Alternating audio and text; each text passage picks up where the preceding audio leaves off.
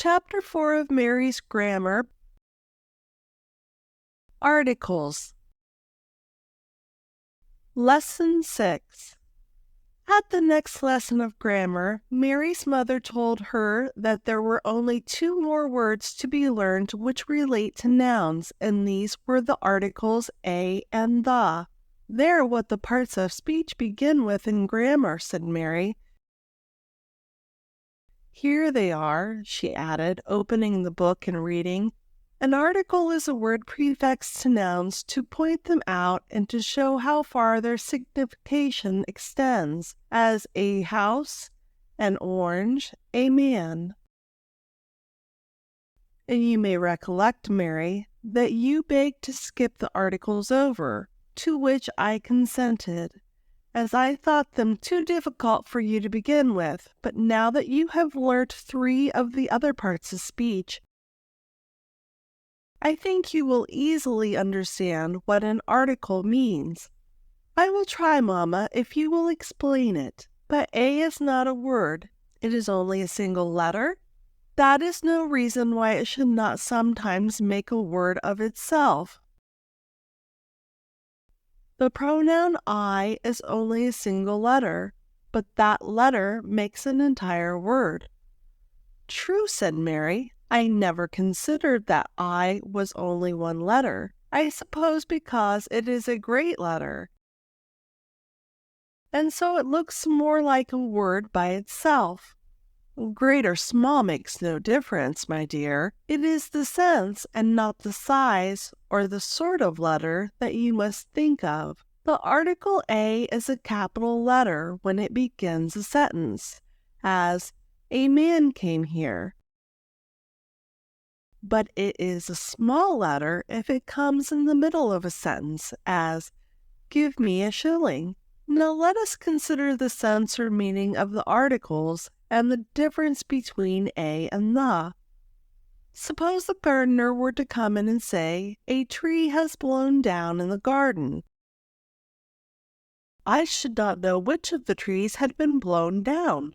"Oh, Mamma," cried Mary eagerly, "I know what you would do. You would ask the gardener about its adjectives, to know whether it was a large or a small tree, or young or old, or pretty or ugly." "But that would not satisfy me," said her mother. "I should want to know not only what sort of tree it was that was blown down, but which particular tree it was, and adjectives will not always tell me that." Mary was disappointed that she had not guessed right, and she said, "Then, Mamma, you only need to ask him which tree it was."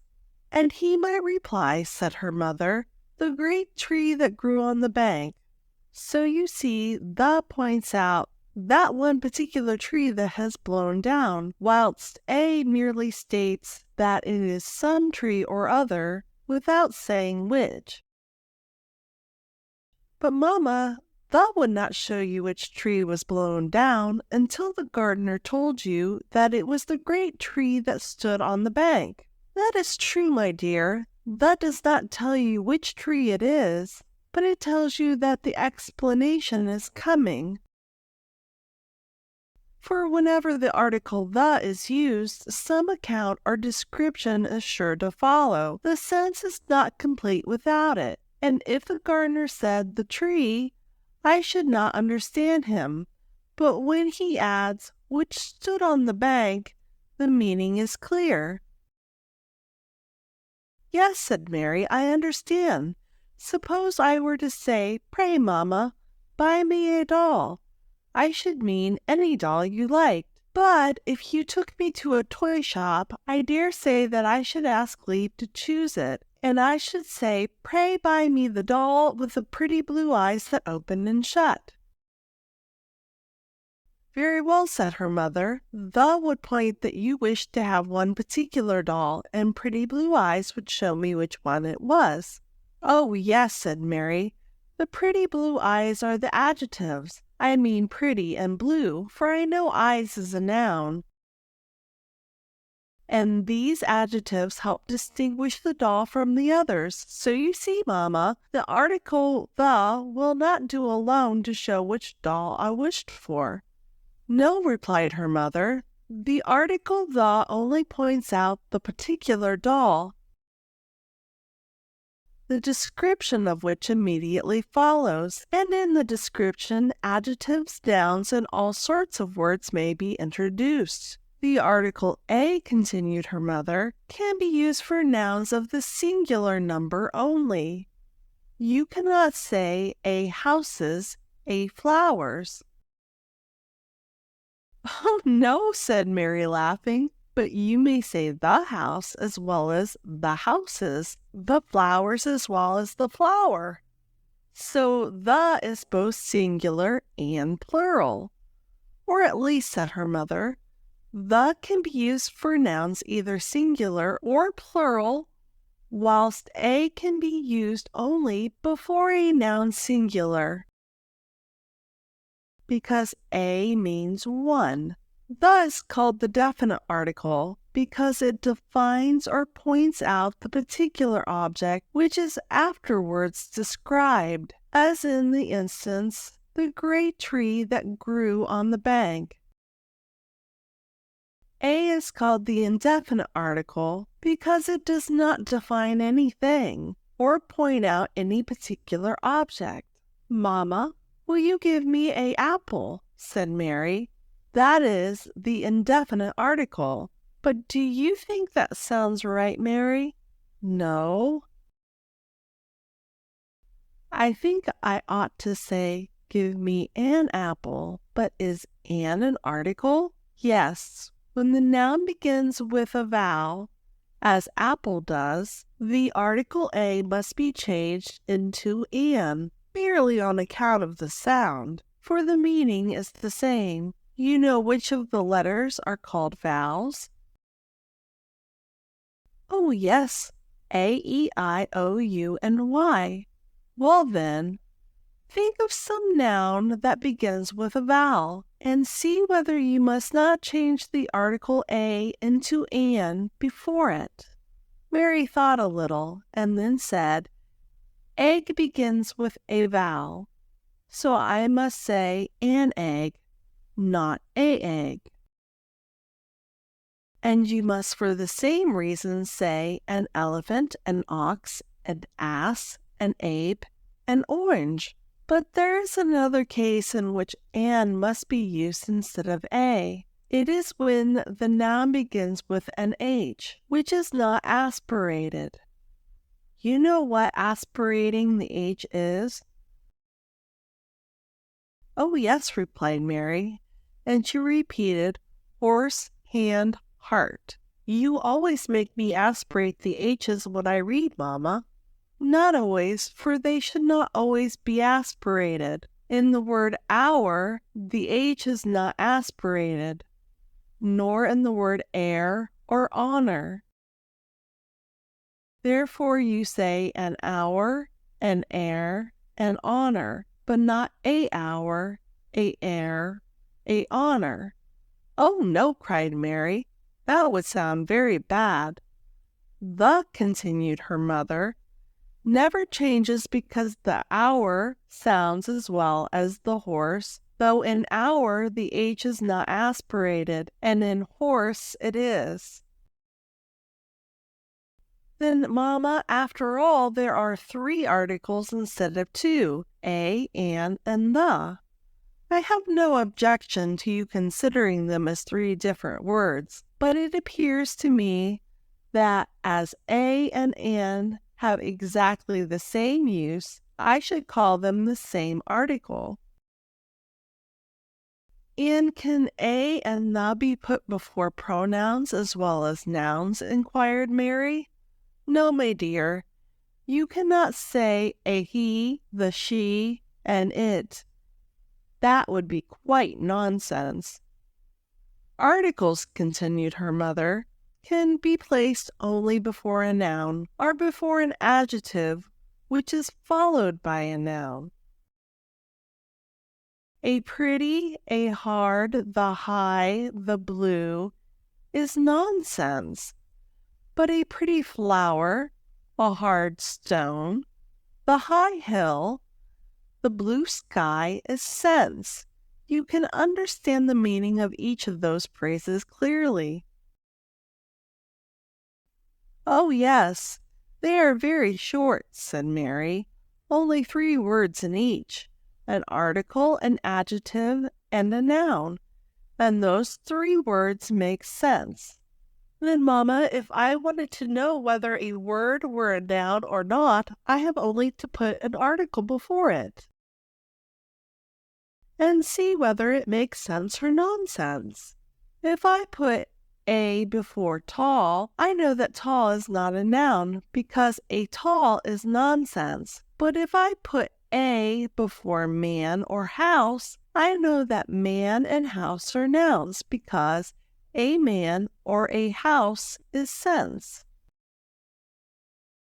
That is very true, Mary, but I think it is a still better method to know whether a word is a noun or not by understanding its meaning. I think we may now take leave of articles and conclude our lesson for today. But, Mamma, you will tell me a little story, will you not, that I may find out adjectives in it? That will help me remember them. Very well, replied her mother, but then you must find out not only the articles, but the nouns, pronouns, and adjectives also. I will read you this story tomorrow, for you have had quite enough grammar today. The Hens and Chickens. A hen, who was confined under a hen coop in the poultry yard, had a large brood of young chickens. I believe there were no fewer than 12 of them. They were so small that they could get in and out of the coop between the twigs of the wickerwork. But the hen was too large to get out, and she was sadly afraid of her little chickens running away and being lost. So when they went out of the coop, she called after them as you have heard hens call their chickens, "Cluck! Cluck! Cluck!" And when the chickens heard her, they ran back into the coop. She sometimes picked up grains of corn to give them to eat, and sometimes she nestled them under her wings and kept them as warm and snug as if they had been in a nice bed. One day, the hen saw a large hawk flying high in the sky. She knew that it was a bird of prey. That is, a bird which seizes on little birds and carries them away. The hen was terribly frightened lest a hawk should pounce down upon one of her little chickens, seize it in its sharp talons, and carry it away. So she kept calling out, "Cluck! Cluck! Cluck!" as loud as she could, and the chickens came running into the coop, one after the other, as fast as their little legs could carry them. They all got safe in and hid themselves under her wings, except one little chicken, which had strayed so far from the coop that it could not hear the hen call it. It had been playing about with some ducklings, and when the mother duck called her young ones, the little chicken went with them to see what they were going to do. The great duck was not kept under the coop like the hen, but she waddled about wherever she chose, and the little ducklings followed her. She led them to a pretty little round pond in the poultry yard, and when she got to the edge of the water, she stepped in and began to swim. Then the little ones all followed her into the pond, and the poor chicken was quite frightened, for she thought they would be drowned. But to her great surprise, they began paddling about in the water with their webbed feet and could swim almost as well as their mother. Then the little chicken thought that it must be very easy to swim, and it looked as if it were very pleasant, so she resolved to follow her little playfellows, and into the pond she went. She tried to move her legs as she saw the ducklings do, but it was all in vain. She could not swim. And when she found herself sinking in the water, she fluttered her wings, but that would not do either. She could not fly. Then she struggled to reach the edge of the pond, but her feet no longer felt the ground, and she was very near being drowned. Helen, a little girl who lived at the farmhouse to which the poultry belonged, took great pleasure in going every morning after breakfast to feed the poultry with the crumbs of bread she had gathered from the breakfast table. She went first to the hen coop to see the brood of young chickens, who were just then her favorites, and seeing the hen appeared much ruffled, and the chickens crouched closely under her wings, she inquired of Betty, the dairy-maid, what was the matter. "Oh, Miss Helen," said Betty, "there has been a hawk flying over the poultry yard, which has terrified all the poor creatures. But, what is worst of all, I fear that it has carried off one of the little chickens, for I have just been counting them over to see if they were all safe, and I can find only 11. The tears rushed into poor little Helen's eyes, but her mamma, who was with her, said, "Let us search everywhere to see whether we cannot find it, Helen. That would be much better than crying." So they hunted all through the hen house, and under some faggots of wood, and a litter of straw, in short, all over the poultry yard, till at last they came to the pond. "It is no use looking there," said Helen, "for chickens cannot swim." However, as her mamma went on, Helen followed, and when they were close to the water's edge, what should they see but the poor little chicken, whose strength was almost exhausted, still faintly struggling to get out. "Oh, there it is, indeed, mamma," cried Helen, gasping for breath between delight and fear. Her mother seized hold of a wooden shovel which happened to lie on the ground, and pushing it into the water under the chicken, brought it safely ashore. Helen hugged it in her arms, though it was wringing with wet, and carried it into the house, where she dried its feathers and warmed it well, and then gave it some crumbs of bread to eat. "I need not to give it any water, mamma, for I'm sure it has had enough of that, and I dare say the mere sight of water would frighten it. But I believe the crumbs frighten it too, for see, mamma, it will not eat." "The best comfort you can give the poor bird, Helen," said her mother, "is to take it back to the coop. It will recover more quickly under its mother's wing than anywhere else." Helen longed to nurse the chicken a little longer, but when she found she could not make it eat, she carried it back to the poultry yard and put it under the coop. The hen was happy to see her safe back. She stretched out her wings for her to nestle under them. Then she picked up some grains of corn, which she gave her to eat, and the poor chicken was so glad to get back to her mother, after all the fright she had had, that she thought she would never leave her any more. "Now, Mary," said her mother, "this story is a great deal too long for you to find out the nouns, pronouns, and adjectives it contains in one day. I advise you to divide it into portions of 6 or 8 lines, and make each of them a separate exercise of parsing.